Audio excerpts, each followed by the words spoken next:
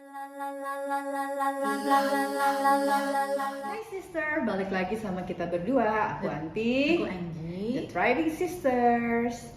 Hari ini mau bahas apa nih? Hari ini aku mau bahas tentang si kortisol. Oh Ya kali. iya. Biar mungkin biar orang tuh lebih paham lagi ini sebenarnya si kortisol itu penyebabnya apa. Terus udah gitu didapat dari mana atau apalah, pokoknya segala macamnya itu deh. Justru kortisol itu yang mengontrol stres. Oh, jadi, iya, jadi kalau kita lagi stres nih, jadi pemicunya apa sih? Stres tuh apa aja? Misalnya kita lagi kena infeksi, ya lagi pandemi kan, kita kena infeksi virus, itu tuh udah stres badan kita. Infeksi, terus kita lagi stres, mungkin berita buruk, ini itu stres gitu kan. Nah itu tuh kan badan kita lagi stres gitu ya. Terus kita tuh punya mekanisme defense dengan memproduksi si hormon kortisol itu. Yang jadi gini, otak kita kan ngasih, oh ini ada stres nih, badan kita harus pertahanan nih, defense gitu kan. Nah jadi otak kita terus mengeluarkan sinyal untuk mengeluarkan produksi hormon kortisol. Kortisol itu diproduksi di organ namanya adrenal gland. Jadi memang makanya orang bilang adrenalin stres gitu tuh, memang kita punya organ namanya adrenal untuk mengeluarkan si kortisol ini. Jadi si kortisol dikeluarin untuk mengontrol biar stresnya tidak berlebihan.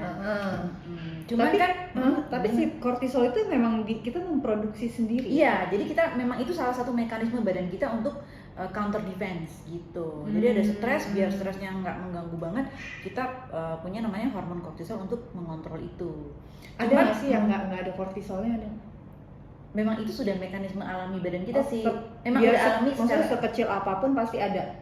Iya pasti ada. Tapi kortisolnya sih nggak apa-apa. Memang itu kita butuh untuk counter si stresnya. Yang bahaya itu adalah ketika stresnya terus-terusan, produksi kortisolnya terus-terusan gitu. Jadi kortisolnya tuh tinggi terus. Nah itu yang bahaya. Bahayanya karena apa? Dengan kita produksi kortisol yang berlebihan terus-terusan, berarti kan kita tuh badannya tegangan tinggi terus gitu kan.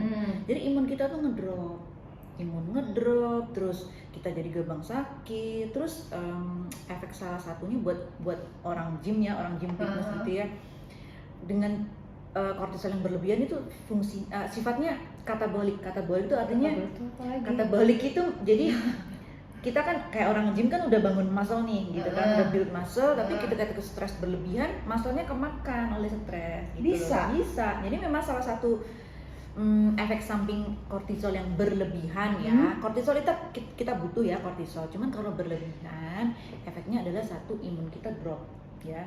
Terus mungkin orang yang punya hormon tiroidnya sensitif, fungsi tiroidnya juga akan ngedrop gitu. Karena aku kan juga punya fungsi tiroid yang slow thyroid, yaitu ngedrop sih. Biasa memang kalau udah stres, wah udah ngedrop banget emang. Berarti emang benar-benar nggak boleh kita tuh benar-benar yang terlalu stres itu nggak boleh. Karena dengan stres berlebihan, kortisol berlebihan itu udah kena fisik kita tuh udah kena banget gitu.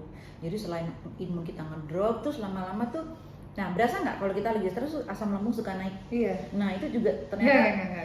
Aku berasanya kalau lagi stres makan mulu. Nah itu karena kita langsung salah satu efek kortisol itu juga naikin asam lambung. Jadi kayak pengen ngunyah jadinya, ya nggak sih? Oh, naikin asam lambung. Jadi asam lambungnya tuh kan kayak pengen ngegiling sesuatu gitu loh. Jadi berasa lapar gitu kali ya. Terus selain itu juga dia ternyata naikin gula darah nih. Nah hubungannya kan, makanya si kortisol ini hubungannya erat banget nih ya sister sama hormon insulin. Insulin itu yang gula darah itu. Nah kalau kortisol itu kan fungsinya mengontrol stres. Kalau si insulin dia mengontrol gula darah. Nah kalau stres kita lagi tinggi, otomatis dia memang mekanismenya memang naikin gula darah. Nah kalau gula darah tinggi, nanti insulin ikutan produksi juga. Nah kalau insulin ini yang memproduksi adalah dia pankreas, organ pankreas. Jadi pankreas kita memproduksi insulin untuk mengontrol gula darah itu. Jadi buat sisters yang memang lagi jaga berat badan atau yang memang lagi mengurangi berat badan tuh nggak boleh perhatiin banget kortisol dan stres ini, nggak boleh stres banget. Kita harus bisa stres manajemen. Terus kedua, kita juga harus jaga gula darah jangan terlalu tinggi karena sama-sama saling ngaruh gitu. Ya repot juga ya. Repot banget gini, kalau misalkan kita lagi dietnya gila-gilaan ya kan, terus itu stres akhirnya jadi itu lapar lagi. bisa jadi maksudnya nambahin insul jadi Iya, gitu? jadi insulin kita juga ikut produksi, dan insulin itu kebalikan dari kortisol ya. Tadi kan kortisol kan katabolik ya. Kalau insulin itu anabolik. Jadi anabolik itu emang seperti yang aku udah bahas bahwa insulin itu termasuk fat storing hormone. Jadi ketika kita produksi insulin itu otomatis badan kita tuh dalam posisi kita harus nyimpan makanan. Gitu. Jadi apa yang kita makan kesimpan, simpan buat jadi nanti energi gitu loh. Nah makanya supaya nggak kesimpan ya kan, supaya kepake, berarti emang kita harus jaga si gula darah nggak boleh terlalu tinggi. Tunggu, berarti kalau misalnya si orang yang nge-gym, misalnya kita mau benar-benar nge-build muscle nih, terus kita stres juga, dibandingkan stres nggak akan jadi? Susah sih. Susah ya? Susah. Oh. Karena mekanismenya ya begitu, jadi dia udah kena udah kortisolnya berlebihan, stres, katabolik, udah deh. Gitu. Makanya kan sukses diet, sukses thriving itu memang stress management nomor 1 sih ya. Iya, emang menjaga kortisolnya ini. Ya. Cuman don't worry sih, ini bukan sesuatu yang it's out of control gitu terus kita Enggak, tapi stres itu kan kadang-kadang suka muncul tiba-tiba gitu. Nah, gue stres banget nih kayak makanya gini, kita belajar namanya stress management sisters ya. Itu penting berarti sih stress management itu ya. Buat yang suka massage, pijit, aromaterapi, spa, yoga, enjoy the spa, weekend spa ya. Spa, terus yoga. Breathing exercise bisa juga? Iya bisa, karena dia benar-benar mengatur nafas kita supaya kita nurunin yang namanya stres dan otomatis kortisolnya juga kekontrol. Buat yang suka musik ya, dengerin musik. Nonton film kali ya? Nonton film bisa, cuman jangan film horor ya.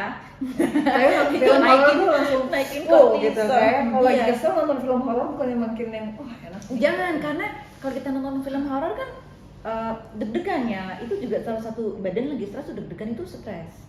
Oh, itu nggak boleh? Nggak boleh. Maksudnya bukannya nggak boleh nonton film tapi horor ya. Tapi aku suka kalau lagi stres gitu mending nonton horor aja gitu. Malah sakit jiwa. Sebenarnya kembali lagi sih ya, kalau memang jadi ketawa. Enggak lagi kan, jadi kayak ya tapi nggak apa-apa sih, tapi itu ke mental juga dong ya. Mungkin itu ada hubungannya dengan hormon yang adrenalin itu ya, jadi kayak kepacu, udah excited gitu, udah happy kali ya. Bisa jadi sih kalau yang suka nonton horor. Cuman kalau yang takut mendingan jangan ya, nontonnya yang komedi aja deh, nonton komedi atau nonton apa yang santai-santai. Terus kita mesti rajin-rajin exercise. Jadi exercise, workout, yang kita olahraga. Tapi ini dia nih satu catatannya. Kita untuk menghindari kortisol berlebihan, kita jangan lakuin kardio yang berlebihan. Nggak boleh. Itu terlalu memicu kortisol. Jadi kalau kita misalnya mau kardio, batasin aja misal 15 menit maksimal, tapi bener-bener yang eksplosif gitu. Jadi jangan yang lari kenceng 2 jam, nah itu udah capek terus badan kita stres, kortisol, insulin, udah dietnya pasti malah berantakan. Dan dari makanan? Kalau dari makanan untuk stres bisa jadi kita adaptogen herbs ya, jadi herbal-herbal yang memang sifatnya adaptogen. Ada misalnya ashwagandha, nanti bisa di browse ya, namanya ashwagandha. Atau kita minum teh chamomile, chamomile untuk redain stres. Terus ada namanya rhodiola, nanti bolehlah kita tulis ya di belakang. Itu berbentuk apa sih? Jadi dia herbal itu berarti kan dari tanaman ya, dari tumbuhan. Itu masih berbentuk udah berbentuk teh? Udah ada yang teh, ada yang udah dalam kapsul, jadi kan kayak mungkin udah dikering gitu ya. Oke. Nah itu boleh dicari tuh. Iya. Ya. Terus yang terakhir tips untuk stress management untuk menjaga kortisol ini bisa pakai namanya kita terapi akupuntur ya. Kortisol itu dia berhubungan sama insulin. Nah untuk mengontrol si insulin itu apa aja yang harus kita makan tadi? Jadi kita fokus ke diet yang memang pola dietnya tuh rendah karbohidrat ya sisters, karena untuk menghindari kenaikan gula darah yang terlalu tinggi gitu. Jadi karena kan insulin kan diproduksi ketika gula darah kita naik gitu loh. Jadi untuk mengontrol itu, jadi supaya insulinnya juga nggak berlebihan, bisa dikontrol, memang kita harus jaga pola makan yang rendah karbohidrat gitu. Terus tips lainnya ada minum apple cider vinegar, makan enzim, and eat whole food ya, natural and whole food. Jadi jaga banget supaya nggak makan yang proses food deh gitu, karena itu udah pasti naikin gula darah, insulin kita nanti naik juga, udah deh nggak ada habisnya gitu. Nggak selesai. Nggak selesai. Nah, jadi begitu ya kira-kira kaitan antara kortisol dan insulin itu berhubungan banget, mesti dijaga banget. Benar-benar harus ngejaga, bukan cuma untuk diet, tapi emang untuk kita biar hidup lebih sehat aja, ya. Semoga bermanfaat dan see you in the next video.